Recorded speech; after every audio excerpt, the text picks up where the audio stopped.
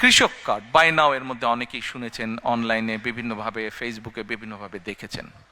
কৃষক কার্ড আমাদের কাছে যে অ্যাভেলেবল ডাটা আছে, সেই ডাটার মাধ্যমে আমরা দেখেছি বাংলাদেশে 1.5 কোটি সরাসরি কৃষক আছে। এখানে আপনারা অনেকেই আছেন, শুধু সিলেট নয়, সিলেট সহ বিভিন্ন ডিস্ট্রিক্টের বেশ, সিলেটের বাইরেও অধিকাংশ অবশ্যই সিলেট, বাট সিলেটের বাইরেও কিছু মানুষ আছেন। সিলেট হোক, সিলেটের বাইরেই হোক, ভাই আমিও হাফ সিলেটি, কাজে বলে লাভ নাই।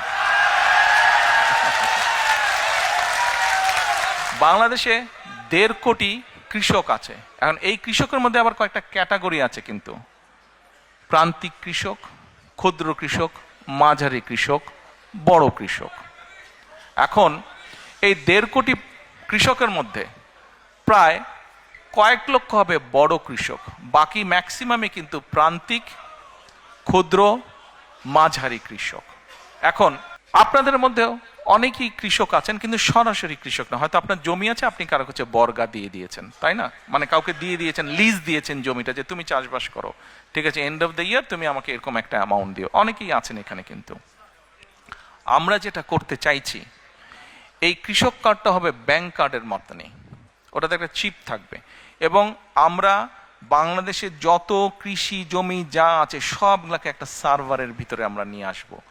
কোন কৃষক কোথায়, তার নাম কি, সে কতটুকু জমি ওন করছে, নাকি সেটার সে লিজ নিয়েছে, লিজ নেক অথবা ওন করুক, সেটাতে সে কি কি চাষ করছে। কোনো জায়গায় বছরে 2টো ক্রপ হয়, কোনো জায়গায় বছরে 3টে ক্রপ হয়, কোনো জায়গায় 1টা ক্রপ হয়। কাজেই তার কোন কি ক্রপ হচ্ছে সেই হিসাবও আমরা পুরা রেডি করব। আচ্ছা, এখন রেডি করে যেটা আমাদের টার্গেট বা এইম, আমাদের যার একটা হয়তো একটা হচ্ছে ফসল, যার 2টো হচ্ছে, তাকে আমরা যে কোনো একটা ফসলের ফুল সাপোর্টটা দেওয়ার চেষ্টা করব। তাকে আমরা তার যেটা রিকোয়ার্ড সিড, ফার্টিলাইজার, পেস্টিসাইড, এই পুরা সাপোর্টটা তাকে আমরা দেব 5 to 7 years টাইম। এবং আমাদের রিসার্চ আমাদেরকে বলছে যে 5 to 7 years ধরে যদি আমরা এই সাপোর্টটা মোটামুটিভাবে কন্টিনিউ করতে পারি, তাহলে কৃষকদের যে অর্থনৈতিক মেরুদণ্ড, ইকোনমিক স্ট্রেংথ, এটা স্ট্রং হবে। আজকের যে ক্ষুদ্র কৃষক হয়তো সে মাঝারি কৃষক হবে, যে প্রান্তিক কৃষক সে ক্ষুদ্র কৃষক হবে। যদি নাও হয়, অন্তত তার অবস্থার পরিবর্তন হবে, তার প্রোডাকশন বাড়বে। আমরা এই যে প্রায় পত্রপত্রিকায় নিউজ পড়ি যে এই দ্রব্যের দাম বেড়ে গেছে, নিত্য প্রয়োজনীয় ওই দ্রব্যের দাম বেড়ে গেছে।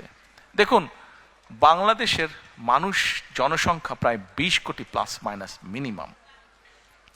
এই জনসংখ্যাকে যদি আপনার ফুড সাপ্লাই দিতে হয়, আমাদেরকে অবশ্যই আমাদেরকে এগ্রিকালচারের প্রোডাকশন বাড়াতে হবে। আমরা এগ্রিকালচার প্রোডাকশন যদি না বাড়াই, কোনোভাবেই কিচ্ছু করা যাবে না।